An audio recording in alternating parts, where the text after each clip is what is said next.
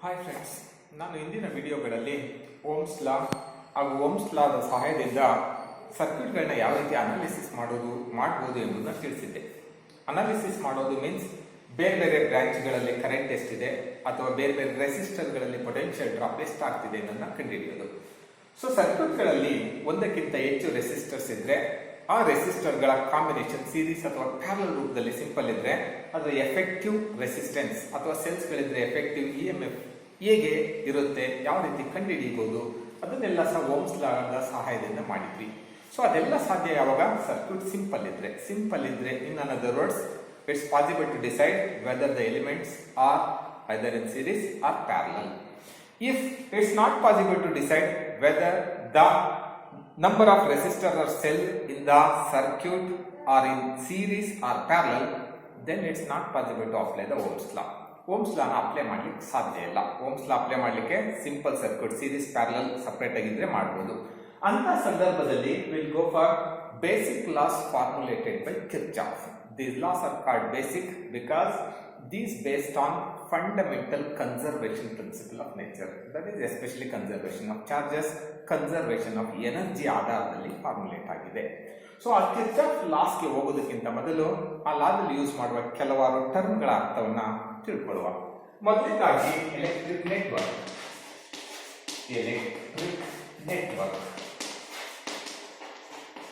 So electric network means ನೀವು electric circuit ಹೇಳಿದ್ದೆ. Network it's A complex circuit consists of various circuit elements and EMF sources. Complex circuit ಅಂದ್ರೆ ಅರ್ಥ ಹೇಳಿದೆ series parallel decide ಮಾಡ್ಲಿಕ್ಕೆ ಆಗಲ್ಲ. ಇಲ್ಲೇ ಸಿಂಪಲ್ ಇಲ್ಲೇ ಒಂದು ಸರ್ಕ್ಯೂಟ್ ಇದೆ ನೋಡ್ರಿ. ಸೊ ಇಲ್ಲಿ ನಾಲ್ಕೇ ರೆಸಿಸ್ಟರ್ಸ್ ಇದಾವೆ. They are arranged between point A and C. Here these resistors are neither in series nor in parallel. Series parallel ಹೇಳಕ್ಕಾಗಲ್ಲ. Series means end to end connection is series. Parallel between connection between the same two points. ಇಲ್ಲಿ end to end ಇಲ್ಲ, ಬೇರೆ ಮತ್ತೊಂದು battery ಬಂದಿದೆ. Connection between same two point ಆಗಿಲ್ಲ, ಇಲ್ಲಿ ಬೇರೆ ಬೇರೆ ಬಂದಿದ್ದಾವೆ. ಸೊ ಇದು ಸಿಂಪಲ್ ನಾಲ್ಕೇ ದಿವಸ ಇಲ್ಲಿ ಸೀರೀಸ್ ಪ್ಯಾರಲಲ್ ಅಂತ ಹೇಳಿಕ್ ಬರಲ್ಲ. ಹಾಗಾಗಿ ಇದು electric network it's A complex circuit. So ಇಂತಹ ಒಂದು ಸರ್ಕ್ಯೂಟ್ ಗೆ ನಾವು ಎಲೆಕ್ಟ್ರಿಕ್ ನೆಟ್ವರ್ಕ್ ಅಂತ ಕರಿತೀವಿ. Means it's A complex circuit consists of various circuit elements and EMF sources. Another word we use in roots is Kirchhoff rules is node or junction. So junction is a common word, ನಮಗೆಲ್ಲ ಗೊತ್ತಿದೆ. ರಸ್ತೆಗಳಲ್ಲಿ junction ಅಂದ್ರೆ ಎರಡಕ್ಕಿಂತ ಜಾಸ್ತಿ ರಸ್ತೆಗಳು ಸೇರುವ ಸ್ಥಳ. ಹಾಗೆ ಸಹ ನಮ್ಮ ಎಲೆಕ್ಟ್ರಿಕಲ್ ನೆಟ್ವರ್ಕ್ ಅಲ್ಲಿ ಜಂಕ್ಷನ್ ಅಂದ್ರೆ in electric network junction is a point in the A or B, C, D, these points. Junction is a point at which more than two conductors meet. ಎರಡಕ್ಕಿಂತ ಜಾಸ್ತಿ ಕಂಡಕ್ಟರ್ ಮೀಟ್ ಆಗ್ತಕ್ಕಂಥ point ಗೆ ನಾವು junction ಅಂತ. ಈ ಚಿತ್ರದಲ್ಲಿ ನೋಡಿ, point A is also a junction, ಇಲ್ಲೂ ಸಹ ಮೂರು conductor, B is also a junction, C is also a junction, D is also a junction. ಈ ರೀತಿ ಪಾಯಿಂಟ್ ಗಳಿಗೆ ಎರಡಕ್ಕಿಂತ ಜಾಸ್ತಿ ಕಂಡಕ್ಟರ್ ಮೀಟ್ ಆಗ್ತಕ್ಕಂಥ ಪಾಯಿಂಟ್ ಗೆ ನಾವು ಜಂಕ್ಷನ್ ಅಂತ ಕರಿತೀವಿ. Another one is loop or mesh.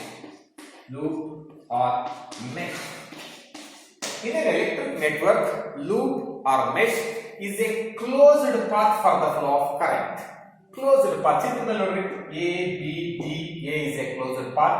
B, C, D, B is a closed path. Or A, D, C, the cell battery to A. This is also a closed path. Such a closed path for the flow of current is called loop or mesh. These are the three words we are using in Kirchhoff rules. With this idea, we move on to the definitions of Kirchhoff rules. First is Kirchhoff's first rule. Kirchhoff's first rule is also called, this rule is applicable for junction, hence this is also called a junction rule. Kirchhoff's first rule is also called junction rule. Kirchhoff's first rule is also called junction rule. In some books, Kirchhoff's first rule is also called Kirchhoff's current law, KCL. Kirchhoff's first rule is also called Kirchhoff's current law. Kirchhoff's first rule andru onde, junction rule andru onde, Kirchhoff's current law andru onde. So ಇದು junction ಗೆ apply ಆಗುತ್ತೆ, ಇದು current ಬಗ್ಗೆ ಹೇಳುತ್ತೆ ಅಂತ ಈ definition ಅಲ್ಲಿ ಇದರ ಹೆಡಿಂಗ್ ಅಲ್ಲಿ ಗೊತ್ತಾಗ್ತಾ ಇದೆ. Kirchhoff's first rule ಏನು ಹೇಳುತ್ತೆ ಅಂದ್ರೆ, ಇಟ್ಸ್ ಅ ಸ್ಟೇಟ್ಮೆಂಟ್ ಇಸ್, ನಂತರ ಎಕ್ಸ್ಪ್ಲೈನ್ ಮಾಡುವ. ಸ್ಟೇಟ್ಮೆಂಟ್ ಸಿಂಪಲ್ ಇದೆ, ಫಂಡಮೆಂಟಲ್ ಅಲ್ಲ. The statement is the algebraic sum of algebraic sum of currents at any junction of an electric network, at any junction of an electric network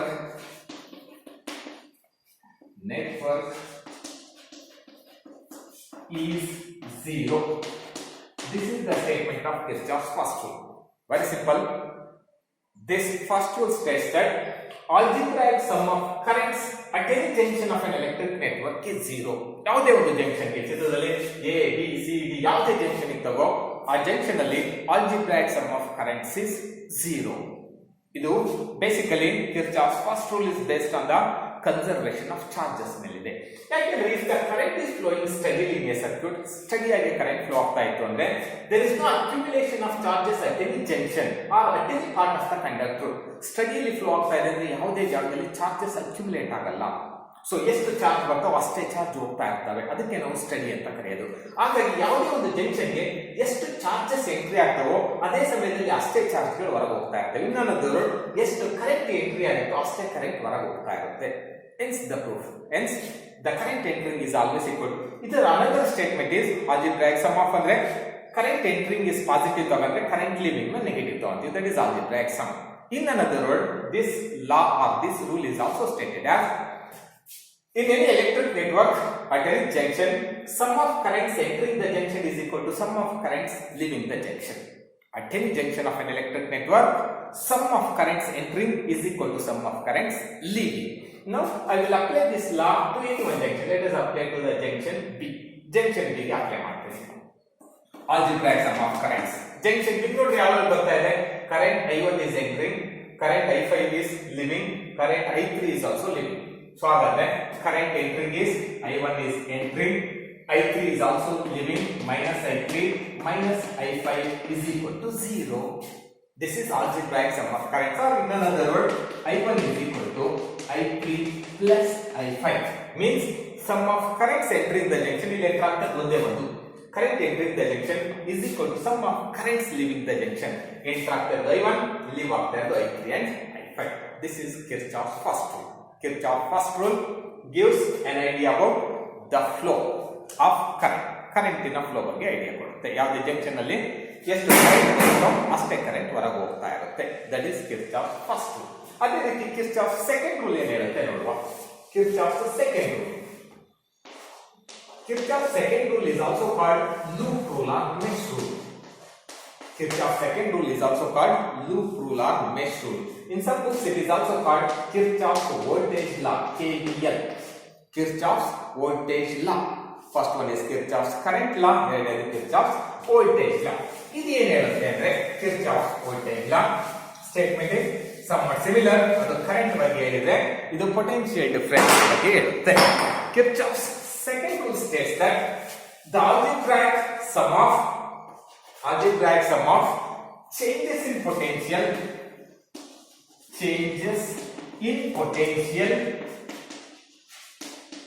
the algebraic sum of changes in potential around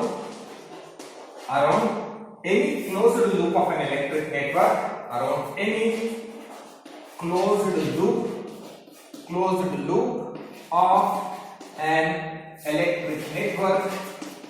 electric network is zero. That's all. Current line ಹೇಳ್ತು algebraic sum of currents at any junction is zero.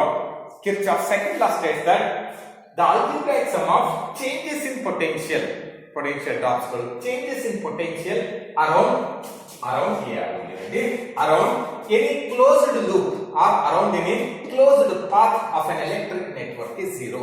ಯಾವುದೇ ಒಂದು closed loop ತಗೊಂಡ್ರೆ the algebraic sum of changes in potential around these elements is total zero. So similar to gravitational field, electric field is also conservative. ಅಲ್ಲಿ ಗೊತ್ತಿದೆ potential at any point depends on the position. ಈ position ಮೇಲೆ depend ಆಗಿರುತ್ತೆ. So ಈ position ಗೆ Duster ನ ಇಲ್ಲಿಂದ ಇಲ್ಲಿಗೆ ತಂದ್ರು ಪೊಟೆನ್ಷಿಯಲ್ ಅಷ್ಟೇ, ಇಲ್ಲಿಂದ ಇಲ್ಲಿಗೆ ತಂದ್ರು ಅಷ್ಟೇ. ರೆಫರೆನ್ಸ್ ಇಂದ h ಇದೆ ಅಂದ್ರೆ ಇಲ್ಲಿ mgh. ಇಲ್ಲಿ work done over a closed loop is always zero conservative ಅಲ್ಲಿ. ಇಲ್ಲೂ ಸಹ ಹಾಗೆ the electrostatic or electric potential is also depends on the position point ಮೇಲೆ. Potential at B is a fixed value. If you starting from point B, if you come back to the same point B, the potential is same VB. So change in potential is obviously zero. Similar to gravitational or electric field is also conservative. Hence, for a closed loop, the change in potential is obviously zero because potential depends on the position of point ಮೇಲೆ depend ಆಗಿರುತ್ತೆ. ಈ position ಅಲ್ಲಿ ಎಷ್ಟು fixed value ನೀನು ಯಾವ ರೀತಿ ಆಗುವುದು ಇಲ್ಲಿ ಪೊಟೆನ್ಷಿಯಲ್ ಇಸ್ ಆಲ್ವೇಸ್ ಈ ಜಾಗದಲ್ಲಿ VB ಅಂದ್ರೆ potential is the VB. VB ಇಂದ ಸ್ಟಾರ್ಟಿಂಗ್ ಬದಲಾವಣೆ ಆಗಿ ವಾಪಸ್ VB ಗೆ ಬಂದ್ವಿ ಅಂದ್ರೆ changes is zero obviously. This statement is also stated in different way. ಇದನ್ನ ಇನ್ನೊಂದು ರೀತಿಯಲ್ಲಿ ಸಹ ಸ್ಟೇಟ್ ಮಾಡ್ತೀವಿ. ಸರ್ಕ್ಯೂಟ್ ಅಲ್ಲಿ ಏನಿದೆ ರೆಸಿಸ್ಟರ್ಸ್ ಇದೆ ಅಂಡ್ EMF ಸೋರ್ಸ್ ಇದೆ. So Kirchhoff's second rule is also states that for any closed loop of an electric network, algebraic sum of IR products, current and resistance product in that loop, the algebraic sum of IR products is equal to algebraic sum of EMF in that loop. Algebraic sum of IR products is equal to algebraic sum of EMFs in that loop. So yellow potential drop, IR is the input potential drop, EMF is the terminal potential. Yellow potential irutte. Or in one sentence it is algebraic sum of changes in potential around any closed loop of an electric network. ಬೇಕಾದ್ರೆ ಇದು clear ಆಗಿ ಹೇಳಬೇಕು ಅಂದ್ರೆ involving ಏನೇನು ಇರಬಹುದು ಅದನ್ನು ಬೇಕಾದ್ರೆ ಸೇರಿಸಬಹುದು. ಇನ್ವಾಲ್ವಿಂಗ್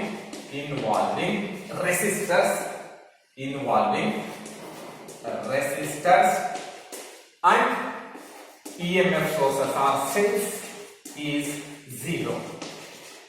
First in the ಸರಿನೆ ಏನಿರುತ್ತೆ ಸರ್ಕ್ಯೂಟ್ ಅಲ್ಲಿ involving resistors and cells is zero. Cells means EMF sources. How to apply this rule? Important part apply ಮಾಡೋದು. ಈ ರೂಲ್ ನ ಫಸ್ಟ್ ಇಂದ ಈಸಿ ಗೊತ್ತಾಯ್ತು. ಯಾವ ರೀತಿ ಕರೆಂಟ್ ಎಂಟ್ರಿನ ಪಾಸಿಟಿವ್ ತಗೊಂಡ್ರೆ ಲೀವ್ ನೆಗೆಟಿವ್ ಈಕ್ವಲ್ ಟು 0. ಇಲ್ಲಿ ಪೊಟೆನ್ಷಿಯಲ್ ಡ್ರಾಪ್ ಈ ರೂಲ್ ಅನ್ನು ಯಾವ್ದಾದ್ರು ಒಂದು ಲೂಪ್ ಗೆ ಅಪ್ಲೈ ಮಾಡಿ ಕಲಿಯುವ. So this is the statement. ಬೇಕಾದ್ರೆ ನೀವು ಪೌಸ್ ಮಾಡಿ ಬರ್ಕೋಬಹುದು. Now I will apply this rule to a loop. ಯಾವುದೋ ಒಂದು ಲೂಪ್ ಗೆ ಅಪ್ಲೈ ಮಾಡುವ ಈ ಸರ್ಕ್ಯೂಟ್ ಅಲ್ಲಿ. So Kirchhoff second rule apply ಮಾಡಬೇಕು ಅಂದ್ರೆ ಯಾವುದೇ ಒಂದು ಲೂಪ್ ಅನ್ನ you have to trace completely either clockwise or anticlockwise. ಯಾವುದಾದ್ರು ಒಂದು ಪಾಯಿಂಟ್ ಇಂದ ಸ್ಟಾರ್ಟ್ ಮಾಡಿದ್ರೆ ಇಲ್ಲಿಂದ ಕಂಪ್ಲೀಟ್ ಆಗಿ ಮೂವ್ ಆಗಿ ವಾಪಸ್ ಈಗಾದ್ರೂ ಮೂವ್ ಆಗೋ ಅಥವಾ ಈಗಾದ್ರೂ ಮೂವ್ ಆಗೋ. I will trace the loop BCDA. Say let us clockwise direction ಇಲ್ಲಿ trace ಮಾಡ್ತೀನಿ. I am applying to the loop BCDB. ಈ ಲೂಪ್ ಗೆ ಕಿರ್ಚಾಫ್ ಸೆಕೆಂಡ್ ರೂಲ್ ಅಪ್ಲೈ ಮಾಡ್ತಾ ಇದ್ದೀನಿ. ಸಿಂಪಲ್ ಮೆಥಡ್ ಅಪ್ಲೈ ಮಾಡೋದು ಗೊತ್ತಾಗಬೇಕು. ನೋಡಿ ಈ ಪಾಯಿಂಟ್ ಇಂದ ಸ್ಟಾರ್ಟ್ ಮಾಡ್ತಾ ಇದ್ದೀನಿ. ದ ಪೊಟೆನ್ಷಿಯಲ್ ಡ್ರಾಪ್ ಇಲ್ಲಿ ಪೊಟೆನ್ಷಿಯಲ್ ಫಸ್ಟ್ ಡ್ರಾಪ್ ಆಗುತ್ತೆ. ರೆಸಿಸ್ಟರ್ Q ದಲ್ಲಿ ಪೊಟೆನ್ಷಿಯಲ್ ಡ್ರಾಪ್ ಆಗ್ತಾ ಇದೆ. ಎಷ್ಟು Q is the value of resistance ಅಂತ ಅನ್ಕೊಂಡ್ರೆ ಇದ್ರ value potential drop is V is equal to I into R. Ohm's law. ಇಲ್ಲಿ ಪೊಟೆನ್ಷಿಯಲ್ ಡ್ರಾಪ್ ಎಷ್ಟು? ಕರೆಂಟ್ is I3 ಇದೆ, resistance is Q. That is I3 into Q. ಇಲ್ಲಿ potential drop ನೋಡ್ರಿ, ನಾನು trace ಮಾಡುವ ದಿಕ್ಕಲ್ಲೇ ಕರೆಂಟ್ ಹರಿತಾ ಇತ್ತು ಅಂದ್ರೆ take this as positive. Next ಇಲ್ಲಿ ಬರ್ತೀನಿ. ಇಲ್ಲಿ ನೋಡ್ರಿ ನಾನು ಟ್ರೇಸ್ ಮಾಡ್ತಾ ಇರೋದು ಈ ದಿಕ್ಕಲ್ಲಿ ಚಲಿಸ್ತಾ ಇದ್ದೀನಿ, ಕರೆಂಟ್ ನನಗೆ ಆಪೋಸಿಟ್ ಅಲ್ಲಿ ಹರಿತಾ ಇದೆ. Then take its IR product as negative minus IR product is current is I4, resistance is S. I4 into S. Next ನೋಡ್ರಿ, ಈಗ ಟ್ರೇಸ್ ಕಂಟಿನ್ಯೂ ಆದೆ, ಕರೆಂಟ್ ದಿಕ್ಕಿಗೆ ವಿರುದ್ಧ ಇದೆ. ನಾನು ಈಕ್ವೇಟ್ ಹಾಕಿದೆ ಅಂದ್ರೆ ಕರೆಂಟ್ ದಿಕ್ಕಿಗೆ ವಿರುದ್ಧ, ಹಾಗಾಗಿ ಅದು EMF ಮೈನಸ್ ಮಾಡಬೇಕು. ಬಟ್ ಇದೇ ನಾನು ಒಂದೇ algebraic sum of potentials around a closed loop ತಗೊಂಡೆ ಅಂದ್ರೆ ಇಲ್ಲಿ ಟ್ರೇಸ್ ಮಾಡುವಾಗ if you touch positive terminal of a cell, take its EMF as a positive. If you take negative terminal, take its EMF as a negative. Its EMF is let us say E. This is internal resistance small r ಅಂತ ಅನ್ಕೊಂಡ್ರೆ ನೋಡ್ರಿ. So EMF, you are touching the positive terminal, take its EMF as positive. And current flow opposite ಇದೆ, that's why the resistance small r. Potential drop in the cell is current I5 into resistance R opposite ಇರೋದ್ರಿಂದ minus I5R is equal to 0. So this is how we apply Kirchhoff's second rule to a loop, closed loop. Okay.